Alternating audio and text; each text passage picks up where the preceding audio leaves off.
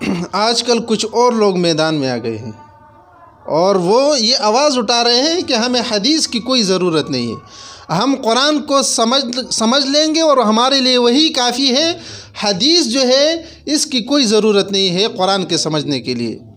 ये आज का फ़िरक़ा नहीं है, ये बहुत पहले का है, लेकिन आज इसने बहुत ज़ोर पकड़ लिया। आज हर जगह इनके लेक्चरार जो है लेक्चर दे रहे हैं, इनके प्रोग्राम हो रहे हैं, इनको अखबारात में इनको हिस्से दिए जा रहे हैं, इनको न्यूज़ चैनल पर बुलाया जा रहा है और ये अपनी बात डट कर रहे हैं। लेकिन एक बात याद रखो, हदीस के बग़ैर कुरान मजीद को समझना मुमकिन ही नहीं है।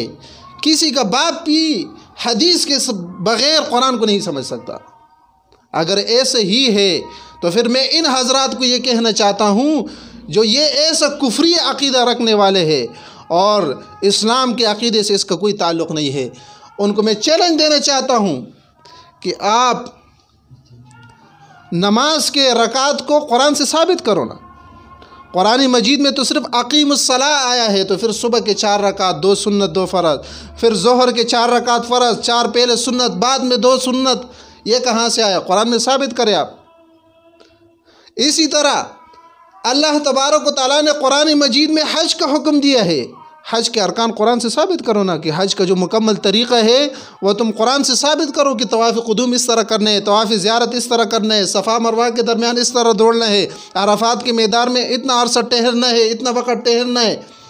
यह कुरान से कोई आदमी साबित करे तो हम भी मान लेंगे कि कुरान बग़ैर हदीस के समझा जा सकता है। ये एक ऐसा प्रोपेगेंडा है कि हदीस को बदनाम करने के लिए और पैगम्बर अलैहिस्सलातु वस्सलाम के कौल को बदनाम करने के लिए ऐसे लोग मैदान में आए हैं। हमें ऐसे लोगों की कोई ज़रूरत नहीं है, बल्कि इन लोगों को तो हमारे उलमा की तरफ से खुला चैलेंज है कि आप आए मैदान में और हम आपको दलाइल की रोशनी में इंशाअल्लाह चुप कराएंगे। ऐसे गलत अक़ीदा हमारे मुसलमानों के अंदर लाने वाले, ये कुफ्री अक़ीदा रखने वाले हो सकते हैं, मुसलमान का काम नहीं है। कुरान को समझने के लिए हदीस बहुत ज़्यादा ज़रूरी है। और मैं ये नहीं कह रहा हूँ, ख़ुद कुरान कह रहे अतीउल्लाह व अतीउर रसूल आया है कि अल्लाह की भी इताअत है, रसूलुल्लाह की भी इताअत है, और रसूलुल्लाह की इताअत तब करेंगे कि हम हदीस को समझें।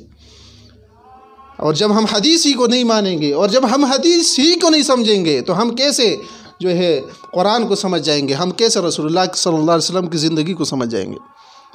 अल्लाह ने तो यहाँ भी कहा है वमा आताकुमुर रसूल फ़ख़ुज़ू, जो तुम्हें रसूलुल्लाह दे उसको लो। और रसूल ने हमें हदीस दिए है, दिनार और दिरहम तो नहीं दिए है, कोई रुपए और डॉलर तो नहीं दिए हैं, हदीस दिए है। और आज ही कुछ लोग मैदान में आ रहे हैं और कह रहे हैं कि हमें हदीस की ज़रूरत नहीं है।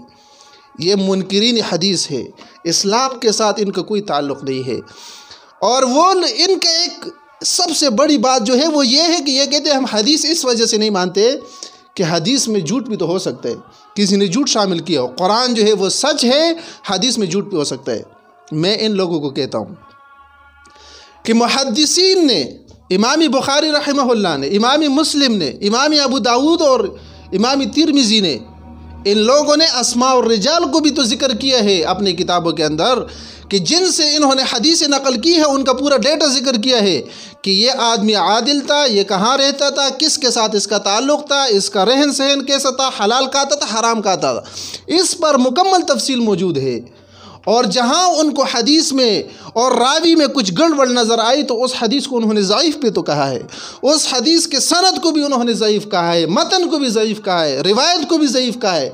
और जहाँ पर कोई रिवायत किसी सहाबी से मनक़ूल है और सहाबी ने रसूलुल्लाह सल्लल्लाहु अलैहि वसल्लम से रिवायत नहीं किया तो उसको भी तो कहा है कि ये इस सहाबी का कौल है, पैगंबर का कौल नहीं है। इतना एहतियात किया है, इतना एहतियात किया है कि कोई माय का लाल ये नहीं कह सकता कि जिस हदीस को मुहद्दिसीन ने सही कहा उसको कोई गलत साबित करे। आज मैंने अगर इन्नमल आमालु बिन्नियात अपने शेख से पढ़ा है तो मैं पूरे दलील के साथ ये पैगम्बर अलैहिस्सलातु वस्सलाम के साथ सनद लगा सकता हूँ पूरे दलील के साथ, और आए मुझसे कोई बात करे। ऐसा कौन दावा कर सकता है कि ये झूठ है? ये इनके प्रोपेगेंडे हैं, इनके प्रोपेगेंडों में नहीं आना चाहिए। कुरान बग़ैर हदीस के नहीं समझा जाता।